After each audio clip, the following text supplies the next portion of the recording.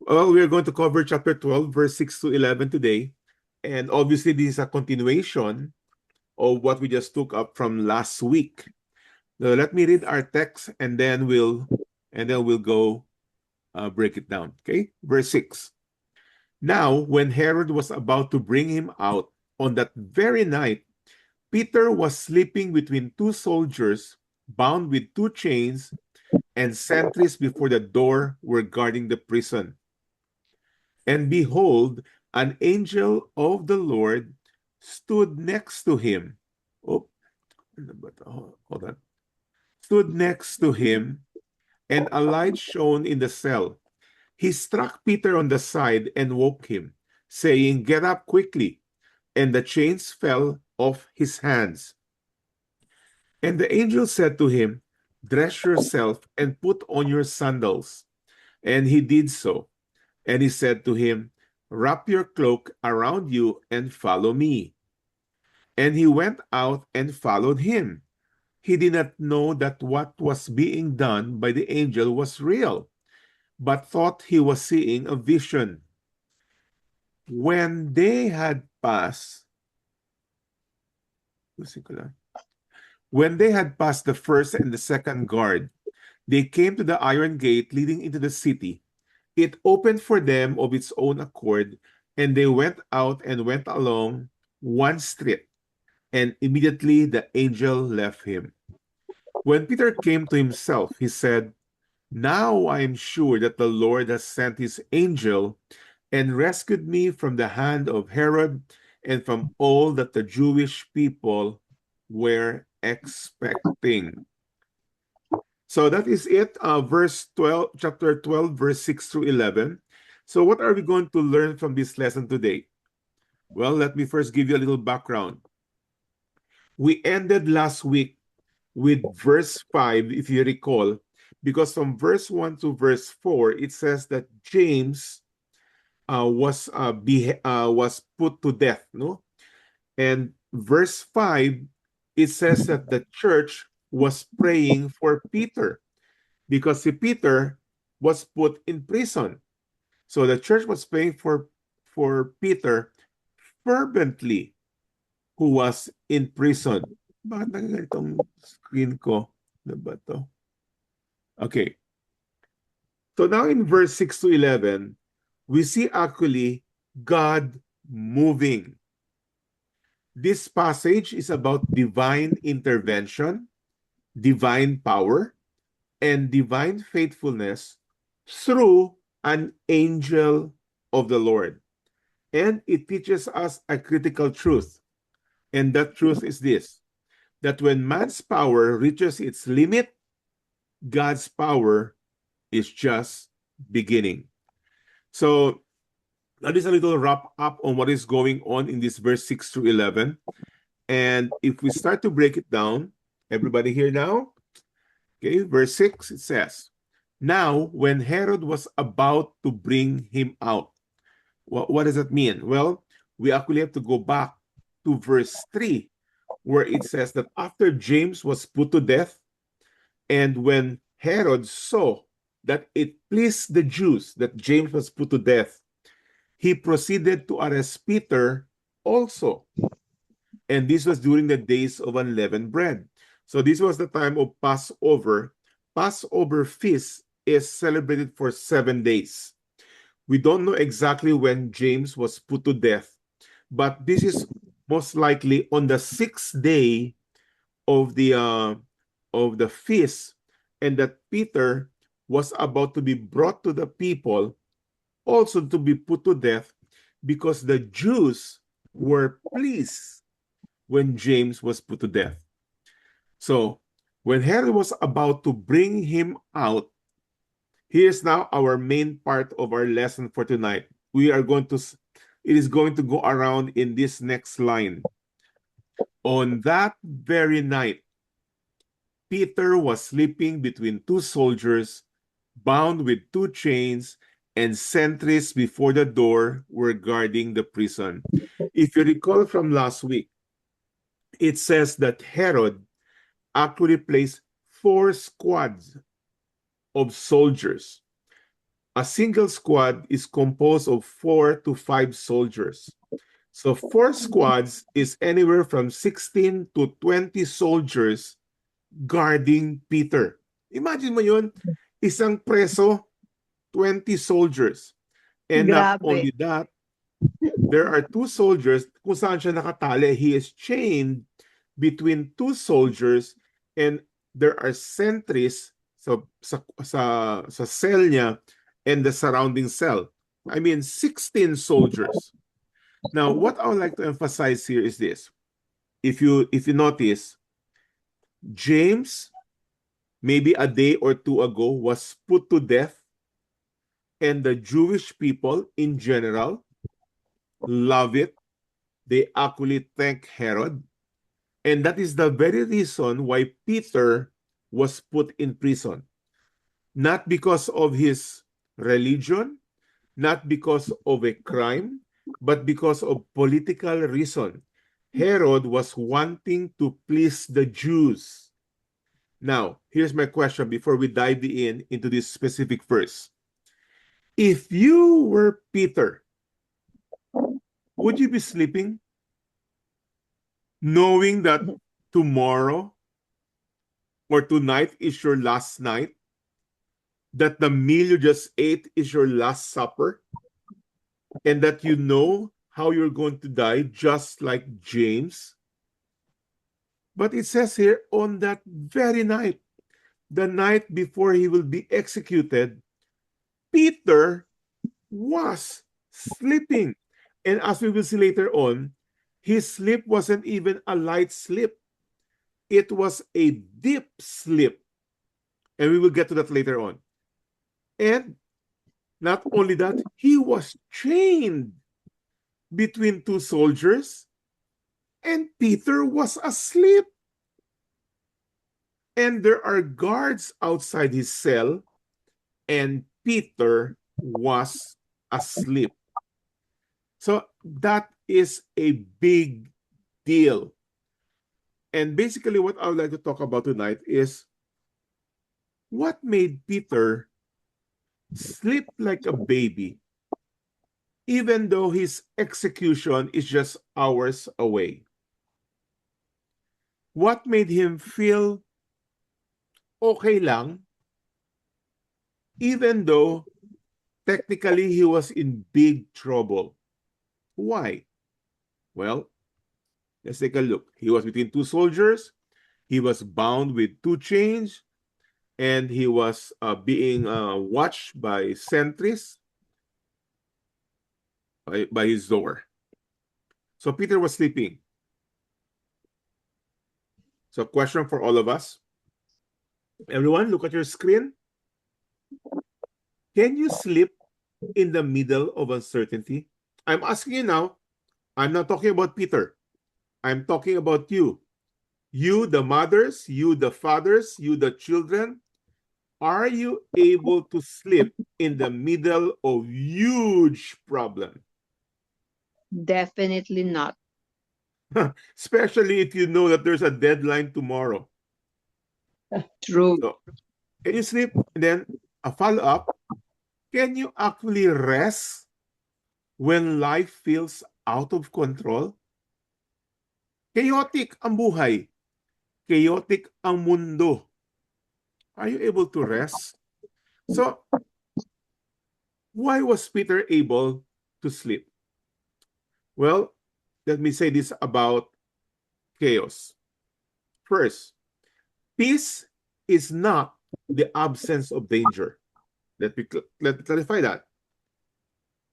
Peace is not the absence of danger. At least this kind of peace, okay? Which is divine peace. It is not the absence of danger.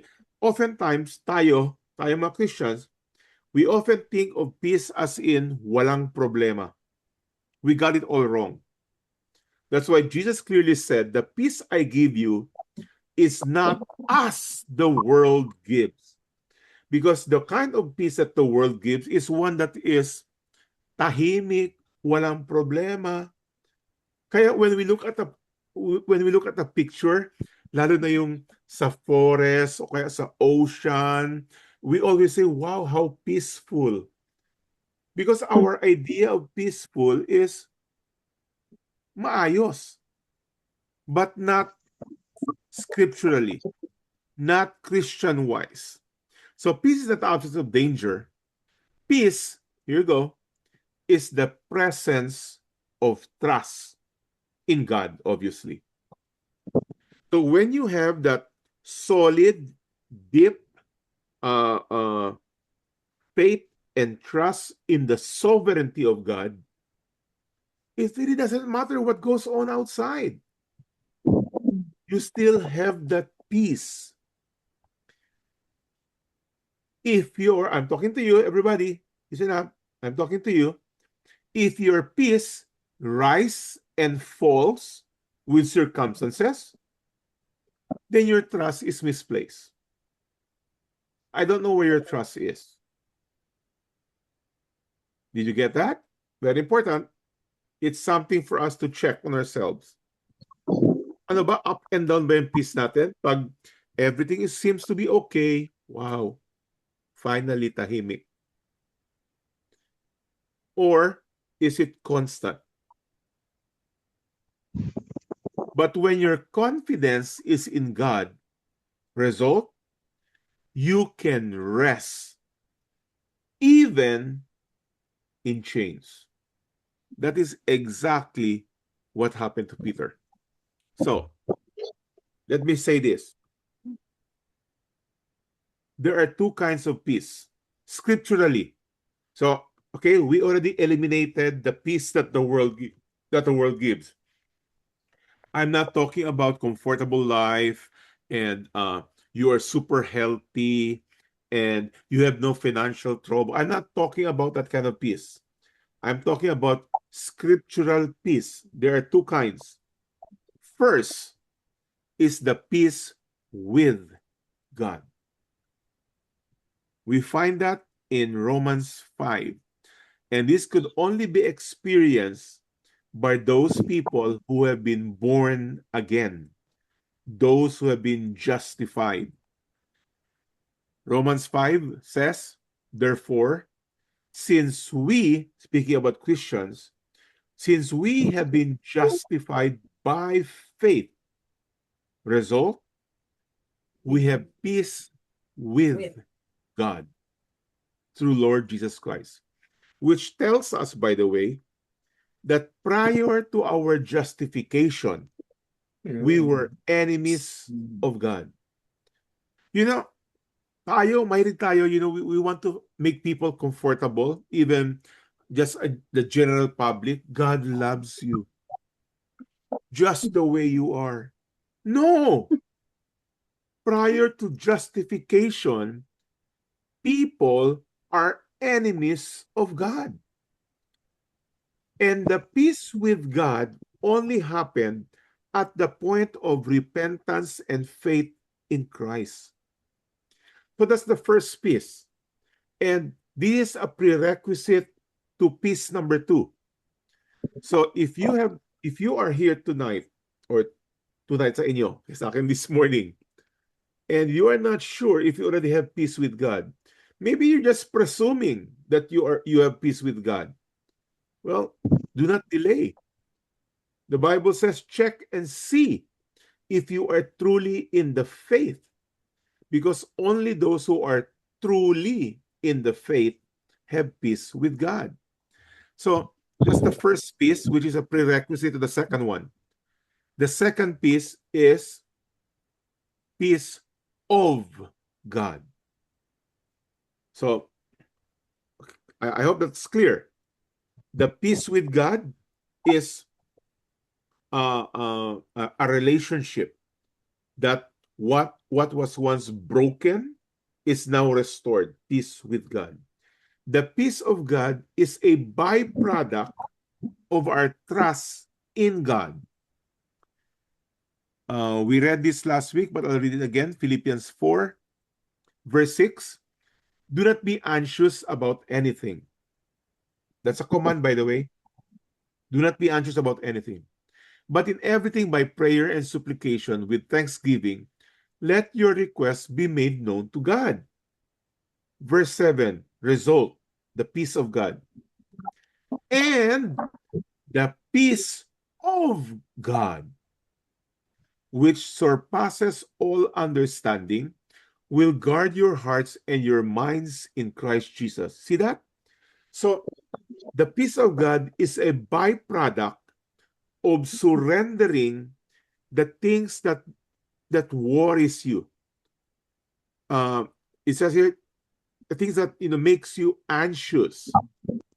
And in verse 7 here, when the peace of God comes, it surpasses our understanding. It doesn't even make sense, especially for people who do not understand scriptures.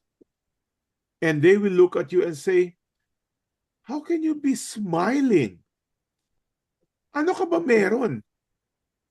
I mean, nasiraan ka na ba ng ulo? I mean, if you look at Peter, and if we were there, and Peter was sleeping like a baby, we was, Peter, ano ba nangyari sa'yo? Wala ka nang pakialam sa mundo? Have you lost it? You see, the peace of God, which is described as surpasses understanding, will guard our hearts and minds. I always say these two things about our hearts and our minds. When God guards our heart, we can be at peace, we can be at rest.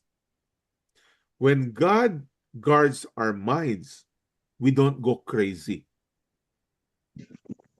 Got that? So when God guards your heart, you can sleep well at night despite your troubles. And by the way, which there's nothing you can do. There's nothing you can do about it. And guard your minds that you can be productive with other things that you are in control of. So, let me put this again. There are two pieces found in scriptures. Peace with God is a result of God's justification. When we were reconciled with God, when we have been born again, when we became children of God, then at that point, it's a very specific period, a specific time, we are at peace with God. The peace of God, on the other hand, does not come automatically. Even though if you are a Christian, even though you have been a Christian for a decade or 2 decades, the peace of God does not happen automatically.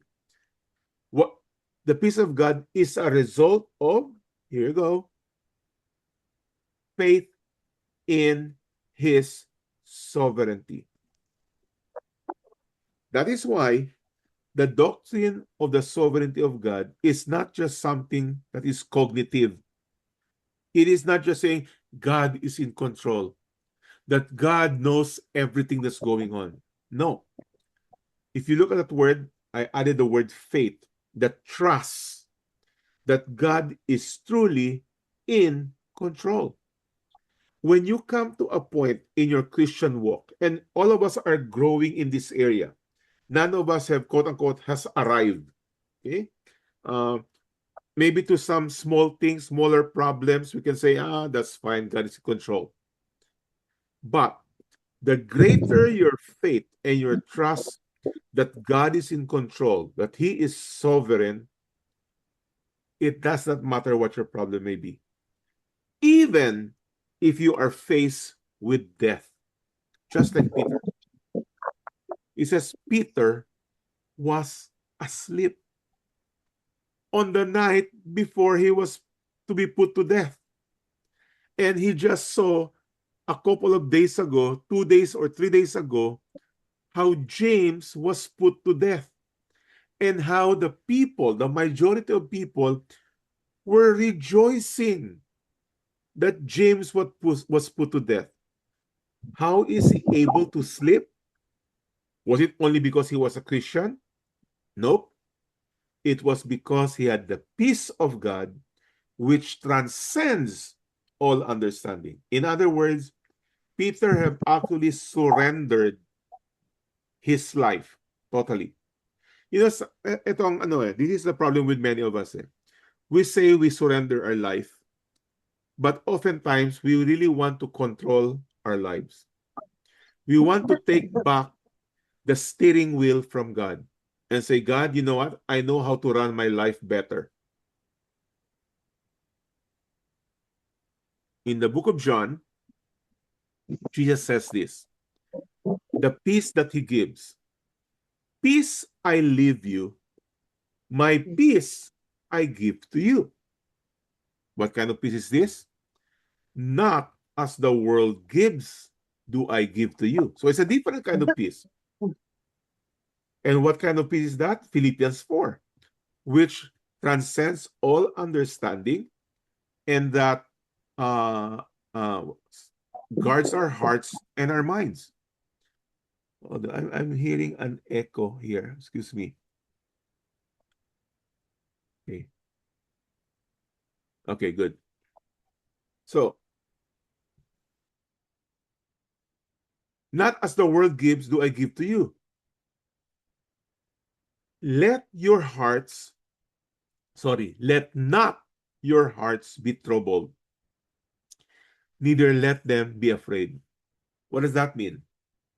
When the Lord says, let not your hearts be troubled, you and I are not to let our hearts be troubled.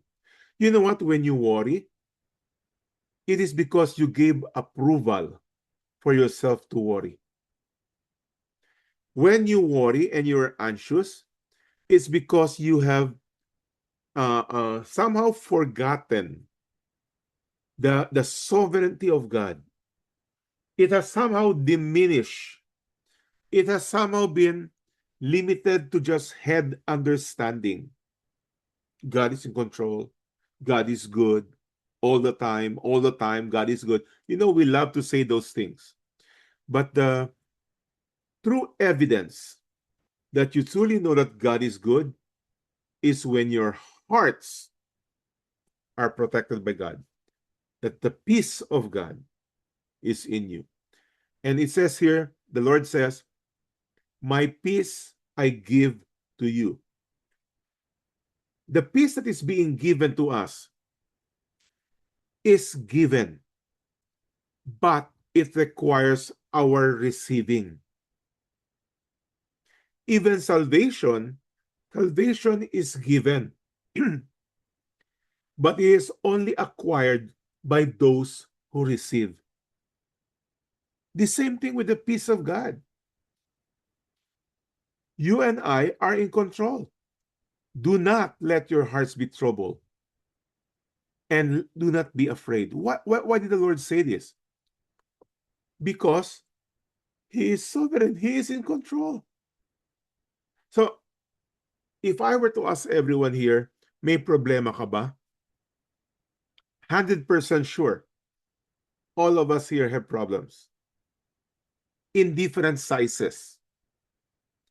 So, if you look back in your life, how big of a problem were you able to say confidently, God is good, all things work for the good to those who love Him, God is in control, at gano'ng kalaking problema na yun?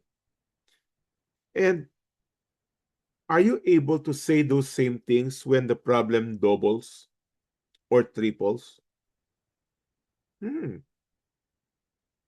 See, that is faith. So again, peace with God is acquired through justification, being born again, when you repent and put your faith, that is peace with God. And the peace of God is when we actually do not permit worry to come into our hearts and minds. So going back to our text, Peter was sleeping. Galing. I mean, this single verse is everything that we need to learn today. That we need to check ourselves. How much trust do we really have when we say, I believe in God. Because I believe in God is not a verbal confession. I believe in God is resulted in the peace of God. That is actually the actual benchmark. It is not how loud you confess, I believe in God. That's not the benchmark. The benchmark is that you are able to sleep. You don't go crazy. By the way, on the side, do you think Christians can be depressed? Let me turn off my screen for a moment. I want to ask that question. Do you think Christians can be depressed? Everyone turn on your video. I'd like to see you. I'd like to see that you are all present. Have you known of supposedly Christians who are depressed? Anyone? Yes. Nagmumukmuk? Nagkukulong? Reds? Nagkukulong ka ba, Reds? Ay, hindi. Hindi. Hindi, of course not. Pero sometimes, nagsistress, yung mga madating na things na nagre-react ka, and you will be stressed. Yeah. You see, depression can even happen even to people who already have peace with God. Because their issue is the peace of God. They permitted worry to eat up their hearts and their minds.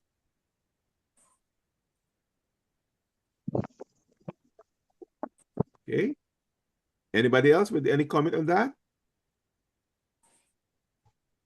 Okay, let me move on then. Mukhang walang problema mga tao dito. Walang problema. Okay, verse 7. So while Peter was sleeping, remember he was sleeping, and behold, an angel of the Lord stood next to him, and a light shone in the cell. Now, just an emphasis, angel of the Lord. Because not all angels are of the Lord. Remember? Satan and all his demons are all angels. So I just want to emphasize that. It's an angel of the Lord. So came to his cell, stood next to him, and a light shone. And very interesting. And the angel struck Peter on the side and woke him, saying, "Get up quickly." Why? Here is where I said, what do you call this? See, Peter was sleeping like a baby because simply verbalizing, Peter, gising na. Peter, hoy, gising. No. The angel have actually need to strike Peter on the side. Meron ba kayo ganun? Yung gusto yung gisingin? You know? Gising na! Ayaw pa rin magising. You really actually have to shake the person and say, hey, get up quickly. So that's exactly what happened to Peter. It was a deep sleep. And let me say it again.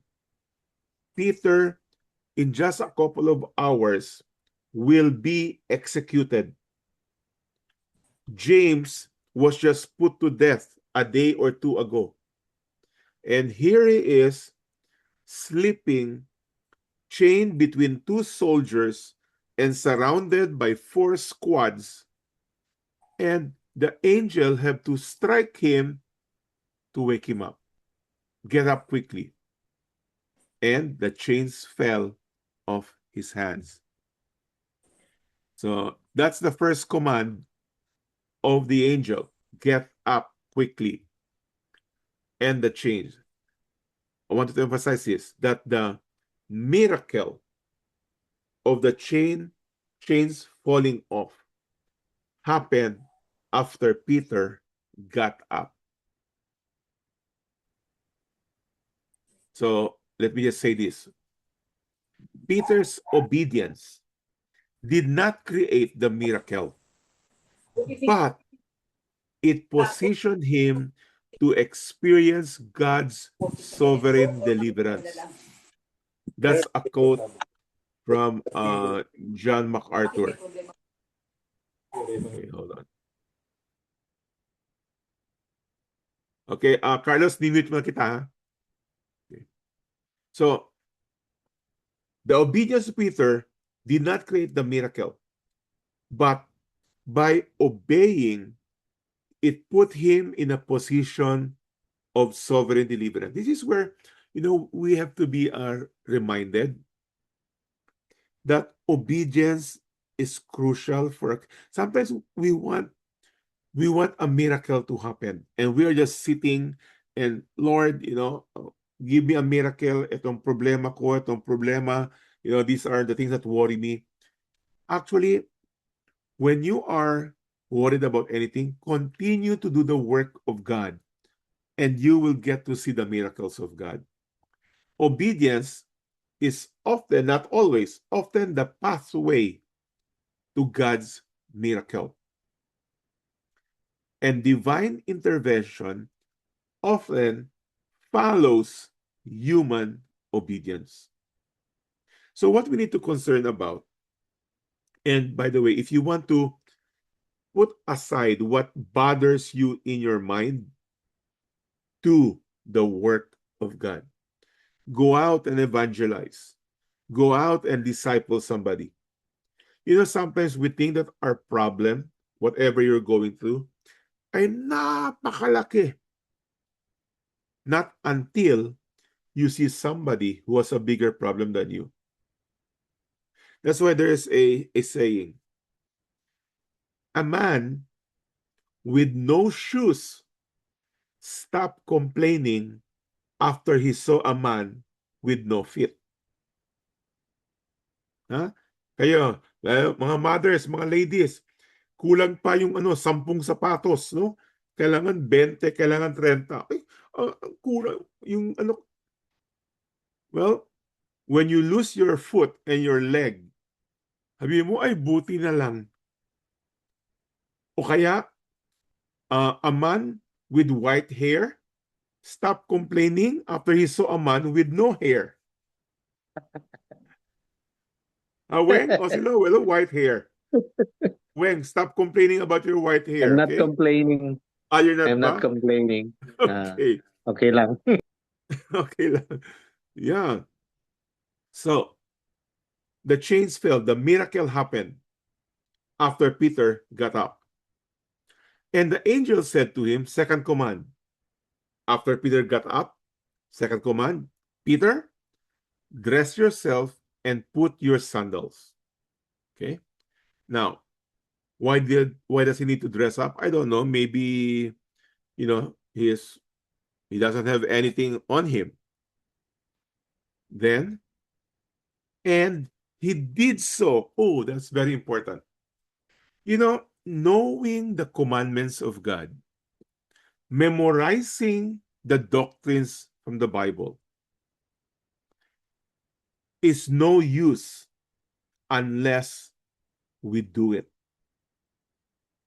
Peter, simple command. Dress yourself and put on your sandals, and he did so. Because Peter could actually say, bakit ba? Ang sarap ng tulog ko. I have the peace of God. Why do you have to disturb me? But he did so. And third command, and the angel said to Peter, wrap your cloak around you and follow me. What is something that we can learn from this? 3 commands. Okay? In a little bit. Give me handali lang. So, again, he obeyed. And he went out and followed him. So he didn't know that what was being done by the angel was real, but thought he was seeing a vision. So when they had passed the first and the second guard, they came to the iron gate leading into the city. Wow! Again, remember, there's about 16 guards. 16. It opened for them on its own accord, and they went out and went along one street, and immediately the angel left him. Wow. So, let me say this. God does not always show us the whole plan, but only the next step. What do I mean? Remember, there are 3 commandments given to Peter. Get up quickly, dress yourself and put on your sandals. And thirdly, wrap your cloak around you and follow me. It was a step-by-step direction and a step-by-step obedience. Well, what's the significance? The significance is this. Oftentimes, God reveals His will for each one of us, for all of us, little by little as we obey. You know what? That is something that I can tell you as far as myself. Ako si Mike. And you will get to see this as you look backwards into your life. You look backwards into your obedience. And you'll get to see the hands of God moving you from one point to another, to another, to another. He does not say immediately, okay, Lowell, you are going to be a missionary to Africa. No, it all begins by saying, Lowell, why don't you tell one of your employees about what God has done in your life? Step number 1. Step number 2, Lowell, why don't you, gather a group of people and, I don't know, give them merienda or something, and then present the gospel. You see, it grows step by step by step. By the way, I think many of you, I did not study to become a Bible teacher, nor to become a pastor. It started very simply. First, for those of you from Tacloban, you know my history. First, I was a salesman, by the way. So, salesman ako. And salesman, at the time, there was no internet, okay? We always have to submit our reports weekly sa Manila. So, we always gathered every Friday afternoon, mga ahente, nagsama-sama, iba-ibang companies. We gathered at DHL. That is where it started. And at that, I started to share the gospel to kapwa ahente. And then I met a missionary, and then they were just about to start a Sunday service. And I got there and I helped with little things, arrange the chair, the microphones, etc., etc. Then at one time, the what do you call this? The worship. By the way, we were just meeting. We are very small, mga 10 lang kami or 15, something like that. And then one time, the one who was leading the song sa worship, either nagkasakit or absent, and I took over. I cannot even sing. I took over. And then, step by step by step by step. Wow.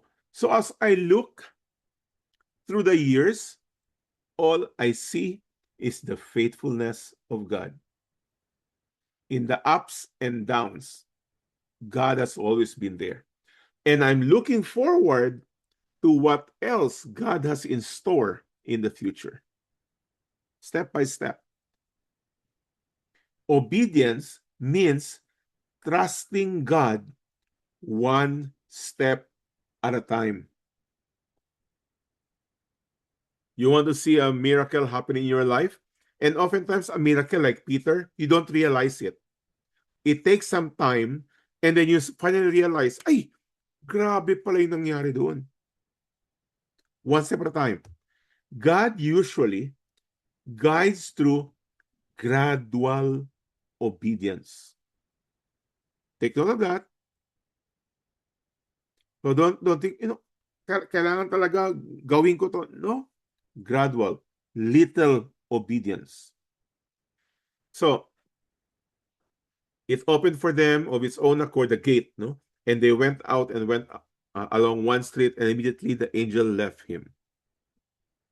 When Peter came to himself, he said, "Now I'm sure that the Lord has sent his angel and rescued me from the hand of Herod and from all that the Jewish people were expecting." This is what I'm talking about. That when you look back, that the miracles that have happened in your life, you didn't even recognize it. Not until after a period of time, and then you say, ganun pala. Kaya pala. Now I see the hands of God working in that area. Wow. So, this is an experience that is not experienced by just because you have peace with God. This is an experience of a believer if you have the peace of God. And whether it's an obvious miracle or a miracle that probably will be recognized only years later, or even perhaps we would only recognize the miracle of God in the hands of God when we get to heaven, that we will get to know that kaya pala there was an angel of God who protected me, and so on and so forth. And in this last part, I would like to talk a little bit about angels. Okay? Angels. Because in this case with Peter, God actually used an angel. So several verses that will show us on how angels protect you and I, even without us realizing it. Psalm 34, verse 7. The angel of the Lord encamps around those who fear him and delivers them. There could have been probably far worse things that could happen to us if not because of the protection of God through his angel. That's why I can thank God that I lost a leg. Why? Because probably without the protection of God, I would have lost both legs and both arms. Can that happen? Of course. So the Lord angel encamps around those who fear him, those who trust him. Psalms 91. For he, that's God, will command his angels concerning you to guard you in all your ways. Whew. That's even a greater reason why we can rest in the sovereignty of God. Because the only reason why, quote unquote, bad things can happen to us is because God permitted it. Otherwise, there's nothing that can happen to us because we are guarded by his angels. Daniel, so remember Daniel when he was in the lion's den? My God sent his angel and shut the lion's mouth, and they have not harmed me. Pero sabihin mo, pero Mike, something happened to me and I was actually harmed. Wala ba akong angel? Was there no angel? There's always angels around us. The difference is this. That happened, what happened to you is God has a plan. His sovereign plan. That's why if we trust him, knowing that God is good, God is just, God is full of grace, God is merciful, God, that all things work for the good to those who love him. It really doesn't matter what happens to us. We can sleep like a baby. and we won't go crazy. Hebrews 1. This is something that we need to be aware of. Hebrews 1:14. And they, the angels, they not only are ministering spirits sent out to serve for the sake of those who are to inherit salvation. Who are those to inherit salvation? That's you and I. But there are ministering spirits sent out by God to serve you and I. Isn't that amazing? Now, all of these things we do not see. They're invisible. But the day would come, and most likely when we get to heaven, grabe pala yung protection ni God. Grabe pala talaga. So, concerning angels, what does the Bible teach us? First, angels are real.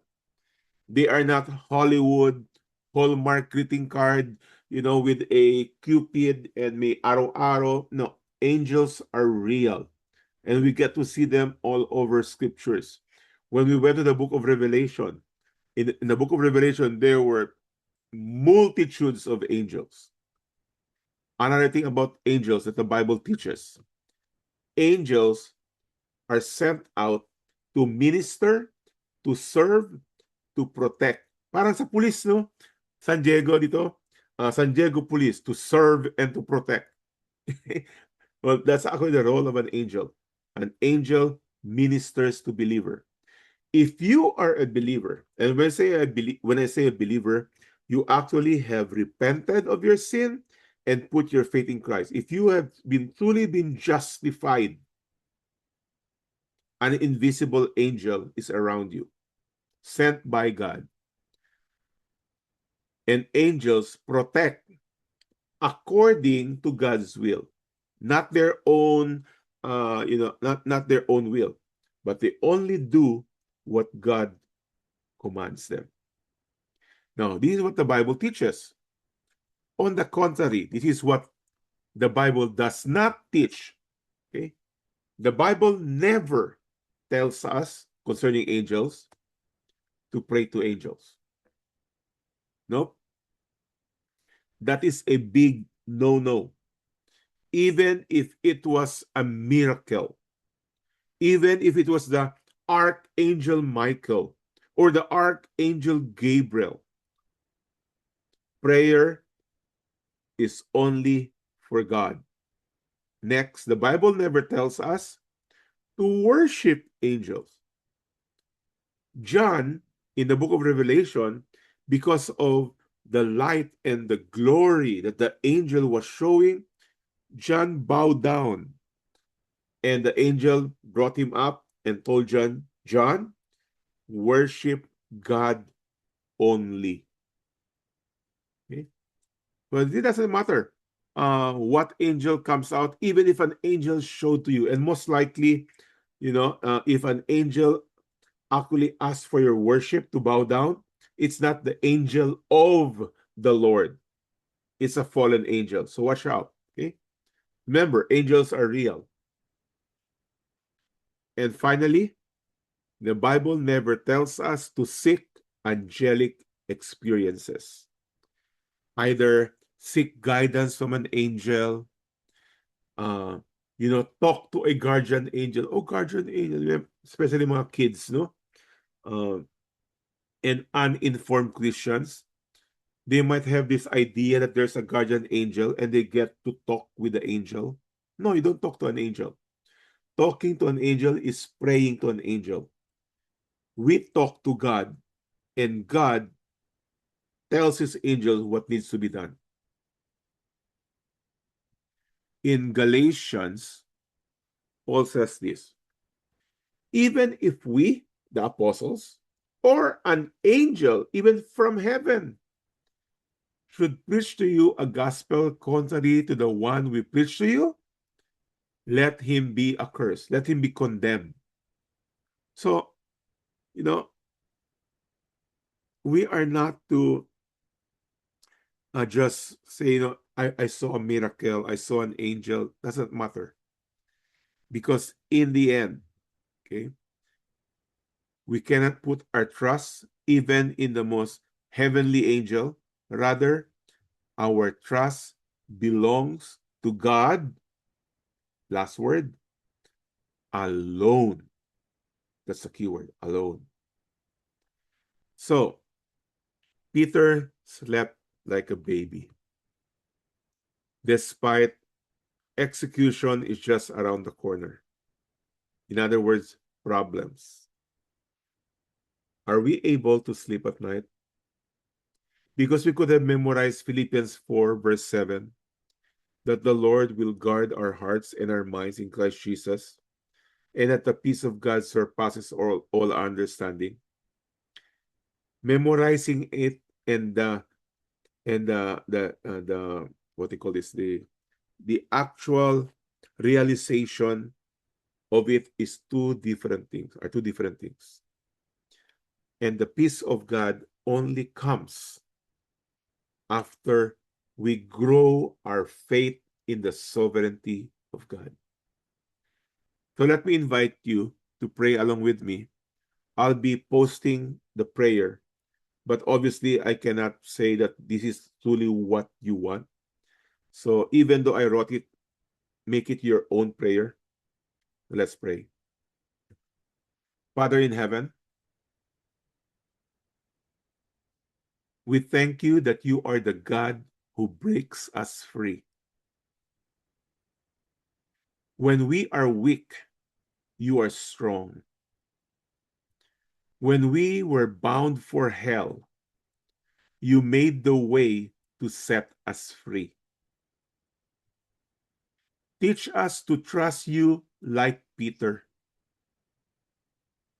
to rest in your peace and sovereignty even when we do not understand, and to follow you step by step in obedience. Strengthen our faith,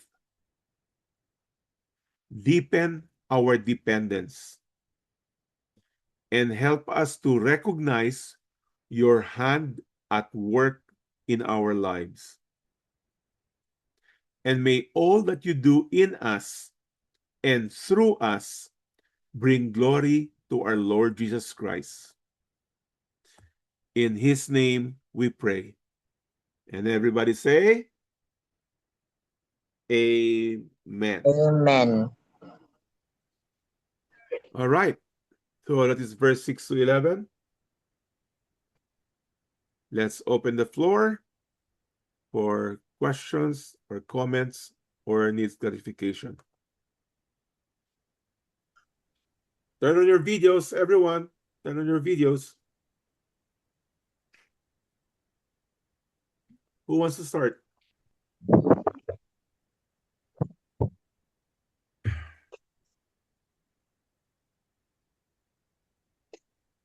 Nako. Naalala ko tuloy, Mike, yung yung maliit pa kami. Nang tinuro sa amin ng parents yung Angel of God na prayer. Ano ba yun? Wala Hindi may ko alam Angel yun. of God doon. Oo. Meron ba? Prayer ng Angel of God?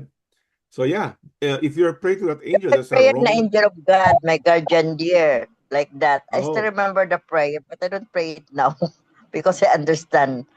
Okay. So yeah, it might sound cute, but it's actually blasphemy because prayer Yeah. is to be given to God alone. God alone. Yeah, It is that's not to right. be shared Naalala with ko. anybody else, Yeah. even to heavenly beings. Yeah. Yeah, there's a lot of things that Christians are ignorant about. So yeah. But what I really want to emphasize tonight is the difference between the peace with God and the peace of God. So the peace with God happens in an instant upon being born again. But the peace of God varies from Right. person to person. It is based on the faith in the sovereignty of God. Okay? Yes, who's that? Carlos, yeah. Very confident kasi po si Peter. Kasi yung nakaraan nating mga studies, may isang instance po na inaresto sila ng mga Sadducees. Yeah, Acts chapter 5. They were Uh-huh. put in a public jail. Yeah. And an angel of the Lord opened the Correct. gates of the jail. Yeah, that's in And Acts 5. And Carlos, here's what I'll say.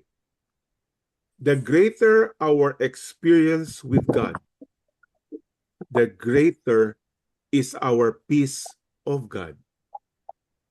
Many Christians have zero, almost zero experience with God. Why? Because they are never obedient. You see, obedience is what makes us experience the goodness and the plans of God. It's through obedience. So tama ka, Carlos. Peter was more confident because it wasn't the first time. It happened 7 chapters before. So for those of us who have seen the work of God in our life of a particular problem, when it happens again, no big deal. I already have seen how God works. See?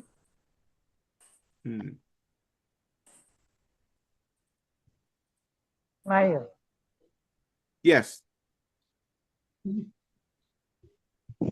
Sino yun? Isa? O sino ba?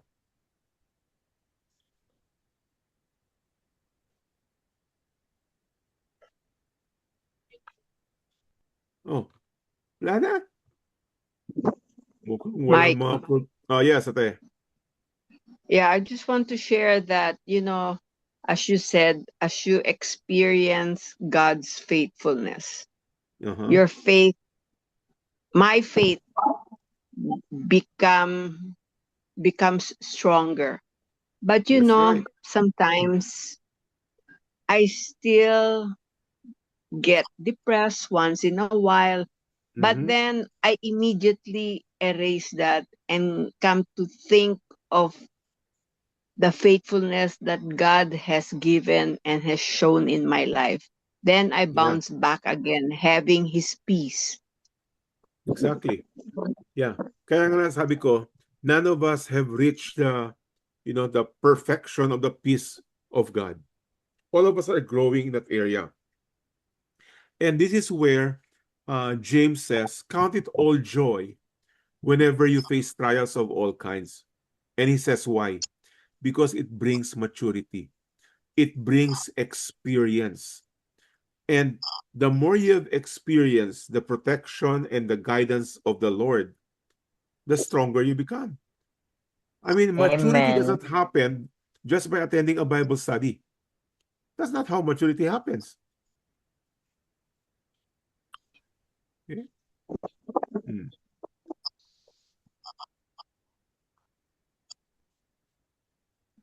Anybody else? Mike. Yes. Mario. Mike. I believe that God is sovereign.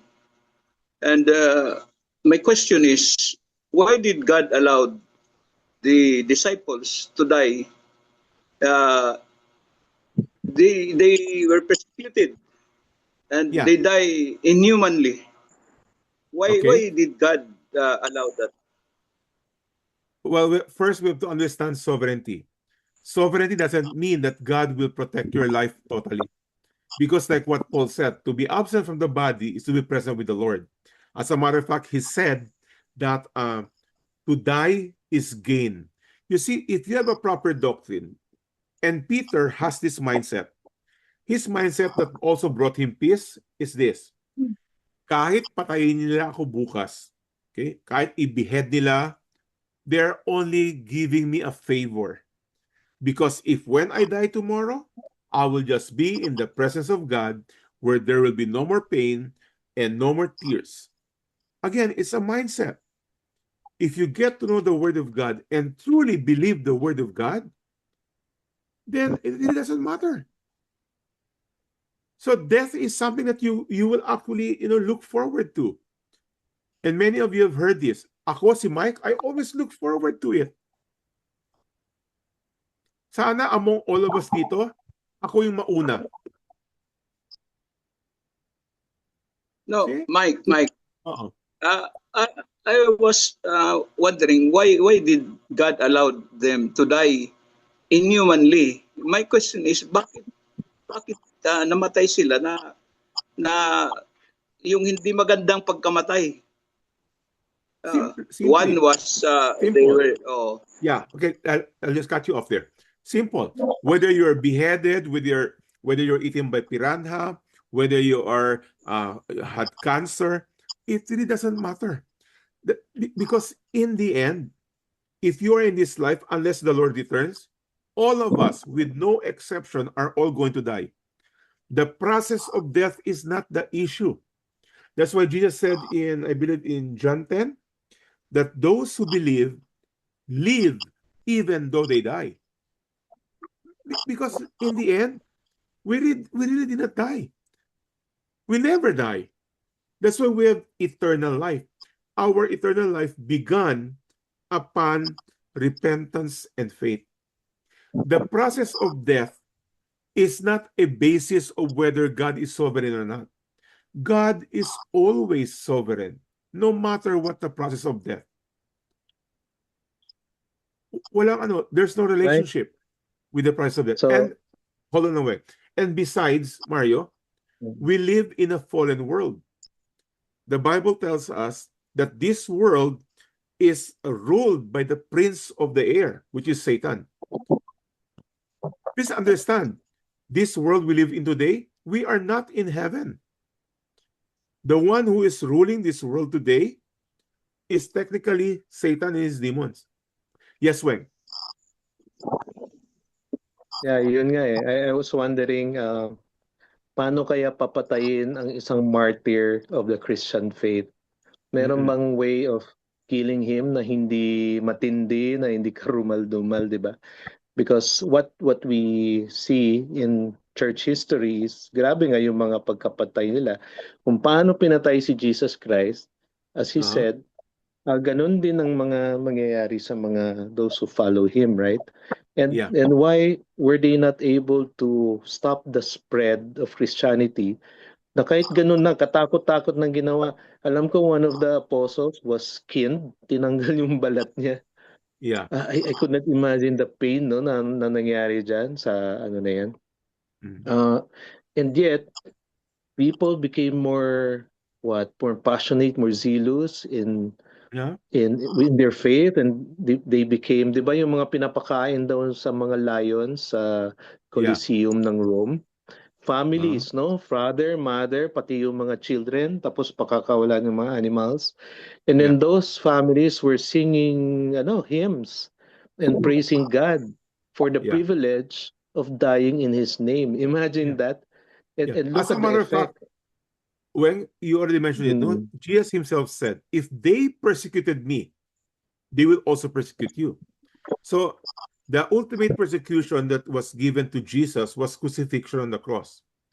And si Peter, since our topic is Peter today, Peter was also crucified historically, okay, not in scriptures, but historically.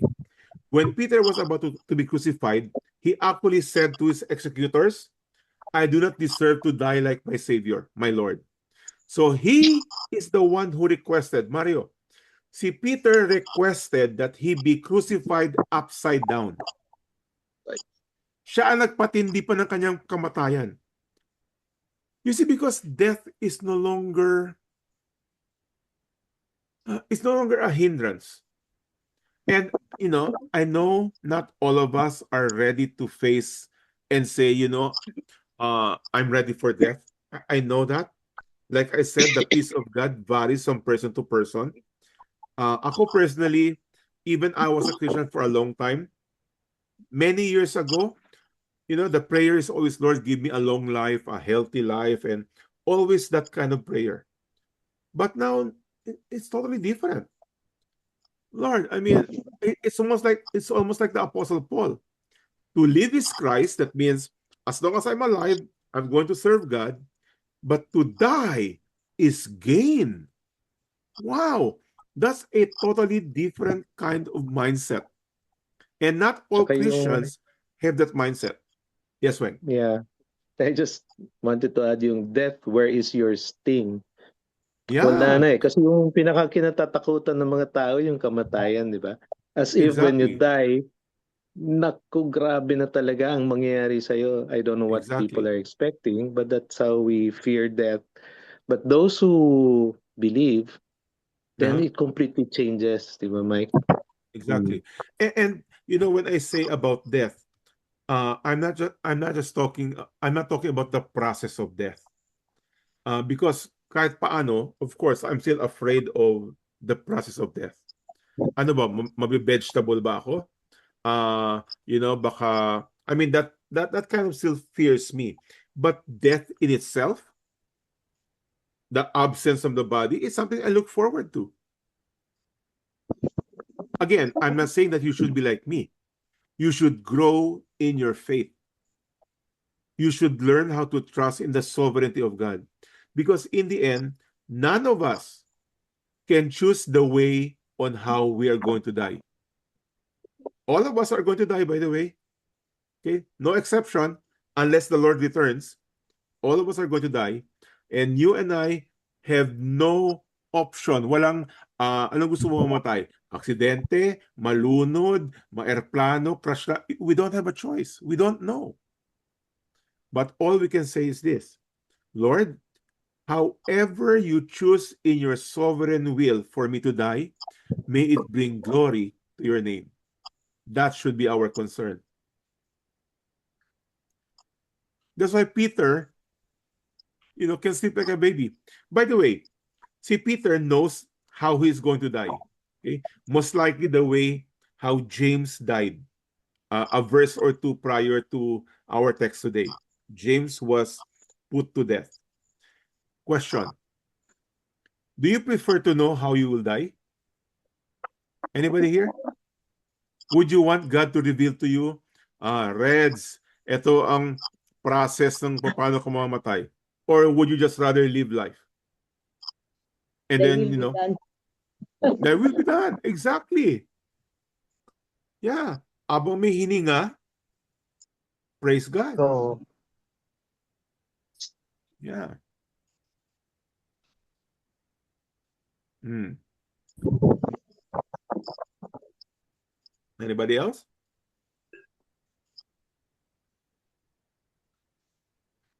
Con? Randy? Yes, Mike. Yes, Con. Saan ka na? Matagal na kita hindi nakikita. Oh, I was here last Saturday. No, what I mean is video. I haven't seen you for a while. Yun! Yun na. I remember, Mike, I remember the words of John MacArthur. And he said this: all death can do to the believer is to deliver him to Jesus. Exactly. Exactly. You see, Ang condition dyan is the believer. Pag hindi ka believer, you're not going to be delivered to Jesus. Exactly. You know, in the end, death will only deliver us to the Lord. To be absent from the body is to be present with the Lord. Now, frankly, ako, at this point in my life, I'm talking about me, Mike. I do not understand why a lot of Christians still wants to live a very long life here on earth. You might find it funny, but that's how I feel. I mean, para ano? Except for, you know, accumulating rewards. But other than that, ano pa?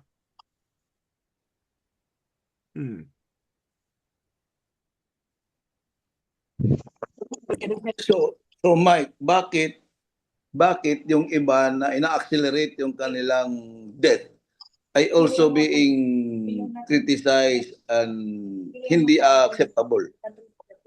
Yeah, of course. You do not accelerate death because death in the end is in the hands of God. I mean, that's why Paul said to live is Christ. In other words, you know, I'll get to use whatever life I have for His glory. When Paul was sick, he had a thorn in the flesh. He didn't say, Lord, I pleaded with the Lord that the Lord will add more thorns in my life. No, he pleaded that the thorns in the flesh would be taken out.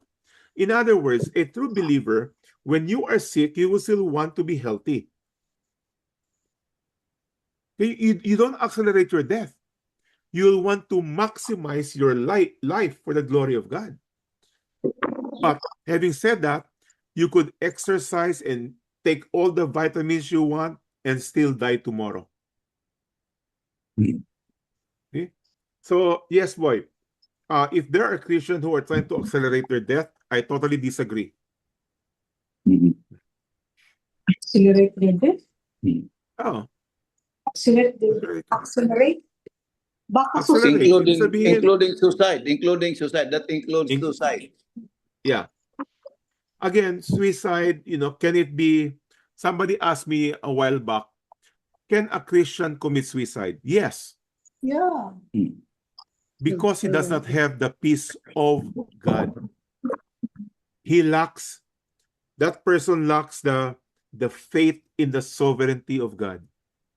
You see, in the end, whatever problem you're going through, Corinthians said that God does not permit anything that you cannot handle. Akala mo lang you cannot handle. The only reason why you cannot handle it is because you're trusting yourself.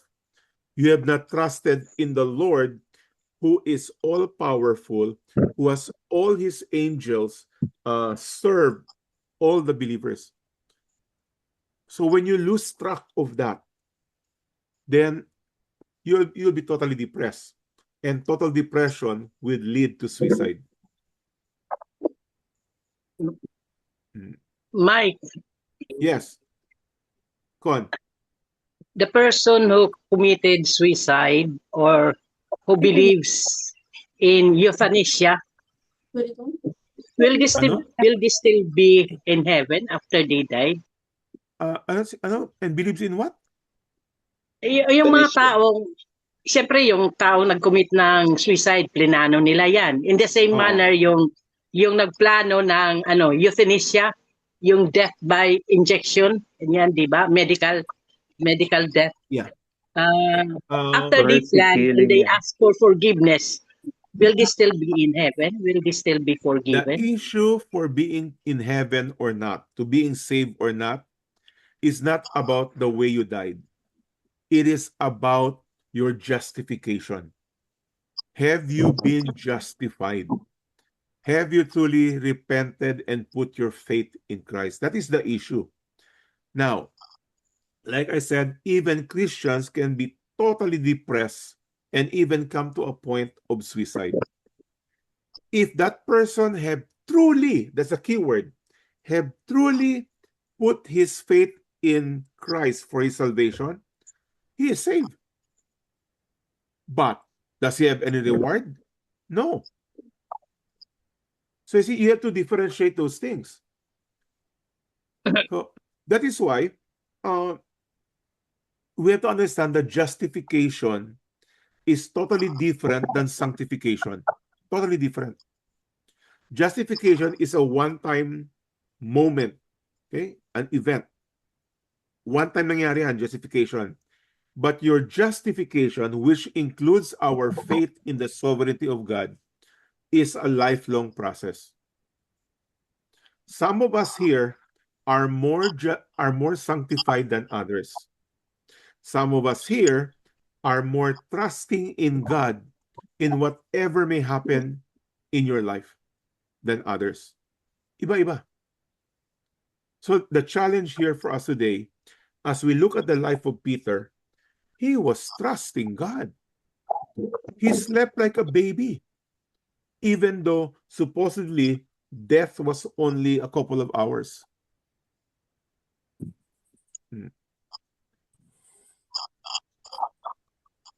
Okay? Anyone? Last one? Overtime na tayo.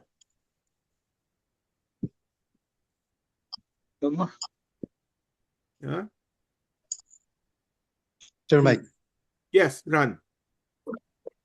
Okay.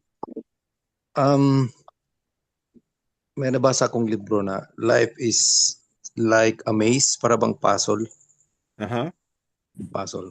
Tayo ang nasa loob ng maze, then God is at the top overlooking us. Then we will have to trust Him. Kasi kasi tendency ng tao na gusto natin mawala yung mga obstacles para makita natin yung future. But we'll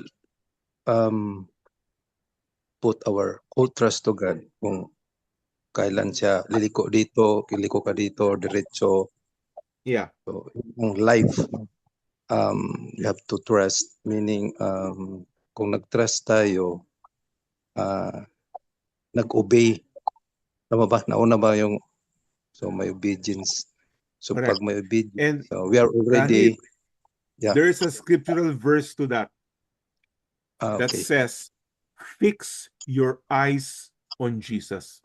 Okay, fix your eyes. Don't fix your eyes on the puzzle. Don't fix your eyes on the problem. Fix your eyes on Jesus, the author of life. So you're right, Randy. That book is a good illustration. Just look at the one who guides you.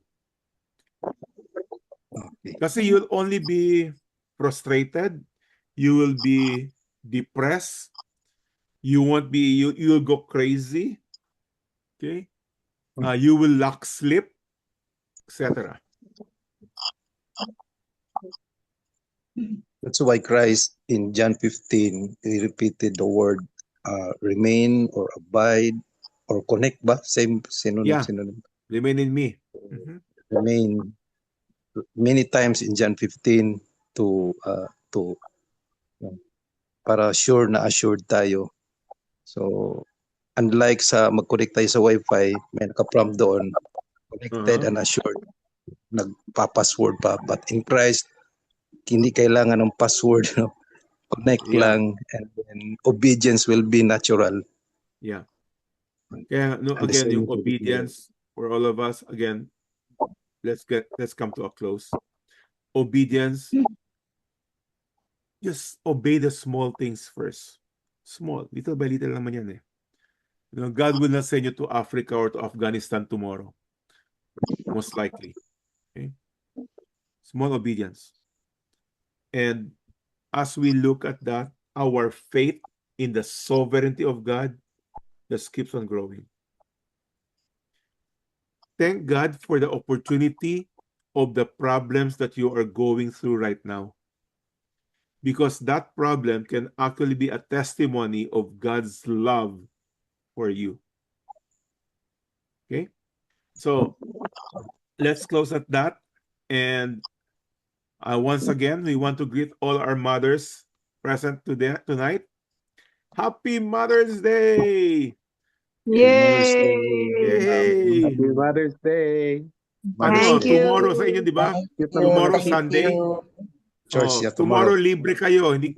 You don't have to clean the house, you don't have to cook. Okay? Palutuin niyo si Mister. Amen. Sa atin. Tapos si Mister naman mag-order lang. Okay, we already prayed, but it's action time. Okay, and you get to know that you are trusting God more as you have a better sleep.